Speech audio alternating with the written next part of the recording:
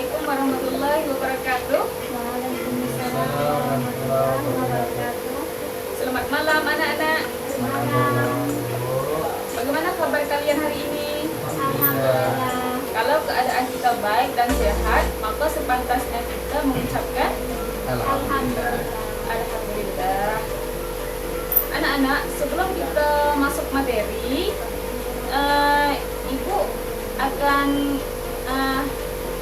Ibu akan absen kalian dulu. Nah, Sumaya, Hadir Bu. Salahuddin, Hadir Bu. Afan. Hadir Bu. Alhamdulillah, anak ibu lengkap semua. Alhamdulillah Bu. Sekarang siapkan perlengkapan belajar kalian. Sudah Bu. Sudah Siap, Bu. sudah. Baik. Sekarang pertemuan kali ketiga. Ya Bu. Ya, hari ini Ibu akan memberi materi tentang unsur-unsur tes narasi. Ya. Nah, apa itu teks narasi? Nanti Ibu jelas dulu. Ya. Nah, unsur-unsur teks narasi terbagi 5. Pertama, ada tema. 2, latar. 3, tokoh atau penokohan. 4, alur atau jalan cerita. 5, amanat. 6, sudut pandang. Apa itu tema?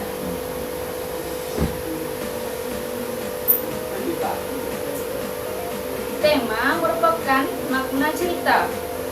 Tema pada dasarnya merupakan sejenis komentar terhadap subjek atau pokok masalah. Tema mengandung sikap pengarang terhadap subjek atau pokok cerita. Tema memiliki fungsi untuk menyatukan unsur-unsur lainnya. 2, latar. Latar atau setting. Dalam teks naratif, latar berfungsi untuk memberikan konteks cerita. Latar dibedakan menjadi 3 macam. 1, latar tempat. 2, latar waktu. 3, latar sosial. Latar tempat berkaitan dengan masalah geografi. 2, latar waktu berhubungan dengan masalah waktu. Dan 3, latar sosial berkaitan dengan kehidupan suatu masyarakat. Unsur yang ketiga adalah tokoh atau penokohan. Di dalam teks naratif, tokoh adalah para pelaku yang terdapat dalam sebuah fiksi.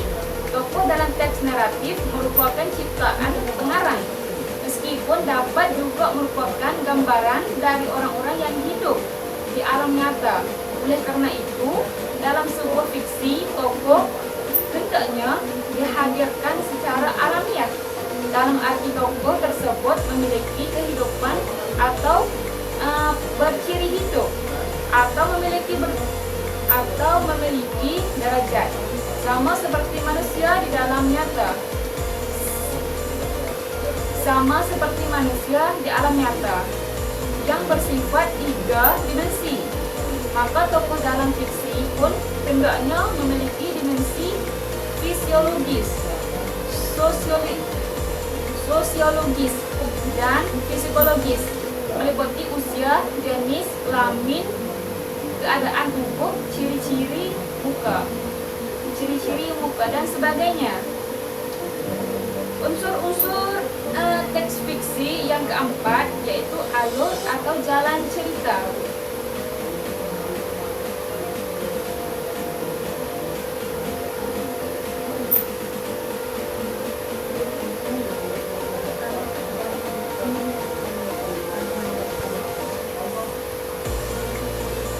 Dalam teks naratif atau plot. Dalam teks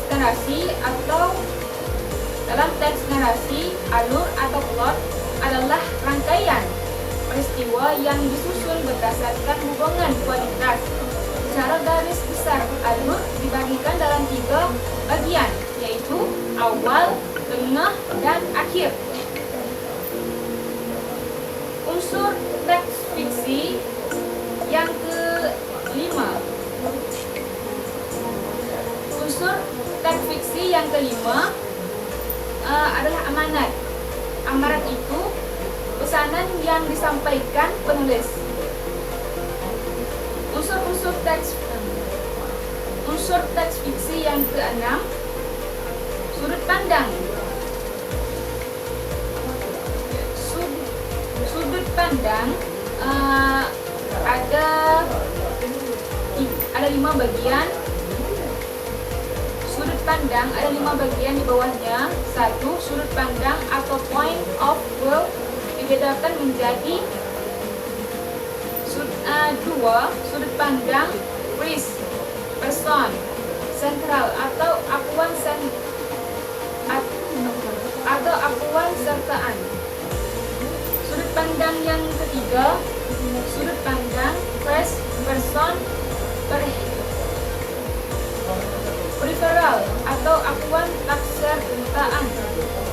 Sudut pandang yang kelima yaitu sudut pandang next person omniscient atau diaan maha tahu. Sudut pandang yang kelima yaitu sudut pandang first person limited atau diaan terbatas. Itu 5 unsur-unsur yang penting bagi teks narasi. Ibu akan menayang video selanjutnya. Nanti kalian membuat pahaman. Akhir video ibu akan tanya, paham? Iya.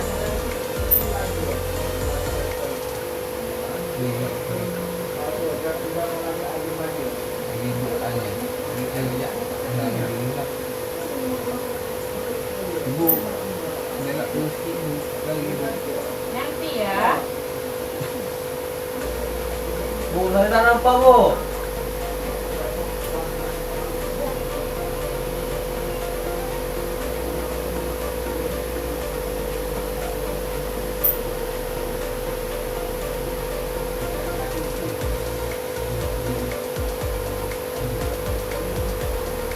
Assalamualaikum warahmatullahi wabarakatuh. Kembali lagi di pembelajaran online Bahasa Indonesia. Teks narasi sendiri mempunyai unsur-unsur. Di antaranya ada tema, alur, tokoh dan penokohan, latar, amanat, dan sudut pandang. Miss Nita akan menjelaskan satu persatu dari unsur-unsur teks narasi. Yang pertama adalah tema. Tema itu merupakan pokok pembicaraan yang menjadi dasar cerita atau makna cerita. Yang kedua, alur atau plot. Alur itu merupakan jalinan cerita antara satu peristiwa dengan satu peristiwa lainnya. Yang ketiga, tokoh atau penokohan.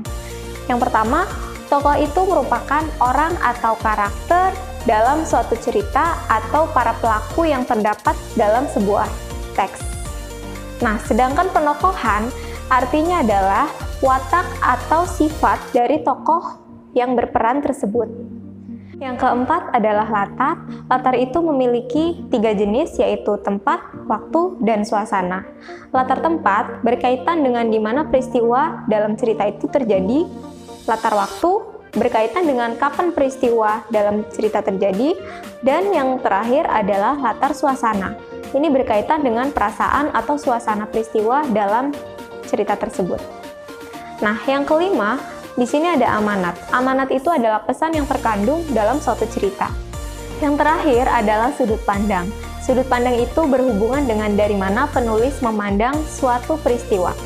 Umumnya penulis menceritakannya dari sudut pandang orang pertama atau orang ketiga. Orang pertama itu biasanya menggunakan kata aku, saya, diriku, dan masih banyak lainnya. Dan sudut pandang orang ketiga misalnya adalah dia, mereka. Jadi orangnya itu tidak ada dalam suasana tersebut atau orangnya ada di luar dari cerita tersebut. Nah, tadi kita sudah nonton video tentang unsur-unsur teks narasi. Kalian masih ingat? Masih. Alhamdulillah, nanti Ibu tanya per orang. Nah, Ibu tanya semua dulu. Unsur-unsur teks narasi ada apa saja? Pertama, Tema Bu. tema. Waktu Bu. Hah? Dua latar. Tiga, Tokoh Bu.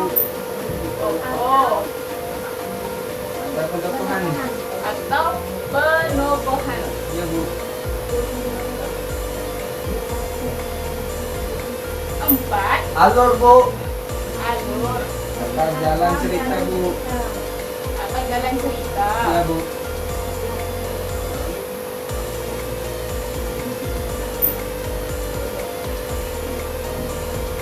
Lima, amanat. Enam, sudut pandang.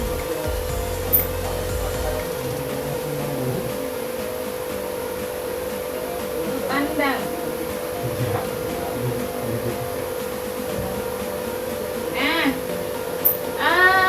Afwan, Iya Bu. apa dikatakan tema dalam teks narasi? Tema dalam teks narasi adalah pokok pembicaraan yang menjadi dasar cerita Bu. Ya, Iya Bu. betul, Itu Bu. betul. Latar, Salahuddin. Apa latar teks narasi? Tempat, waktu, suasana Bu. Tempat, waktu, Tempat, waktu, suasana Bu. Suasana. Ya. Ya, betul. Semayah, apa tokoh atau penokohan di dalam teks narasi? Tokoh adalah tokoh merupakan orang atau pelaku dalam sebuah cerita. Penokoh adalah merupakan watak dari pelaku dalam cerita. Lagi, Afwan, apa dikatakan alur atau jalan cerita dalam teks narasinya? Alur atau jalan cerita Bu. Alur atau jalan cerita adalah jalinan cerita antara satu peristiwa dengan peristiwa lainnya. Ya sudah, ya betul itu. Salahuddin, Iya, Bu. apa amanat dalam teks narasinya? Pesan yang disampaikan penulis Bu. Sudah. Sudah. Iya, betul. Sumayah, apa sudut pandang dalam teks narasinya?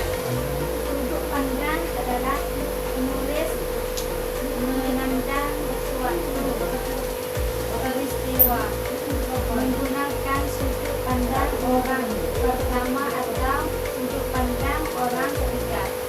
Ya, betul semua. Pertemuan kali ini kita hanya materi unsur-unsur materi saja. Nanti kita jumpa pertemuan minggu besok. Ya, dan hari ini waktunya sudah habis. Ibu akhiri pembelajaran kita dengan wassalamualaikum warahmatullahi wabarakatuh. Waalaikumsalam warahmatullahi wabarakatuh. Terima kasih Bu.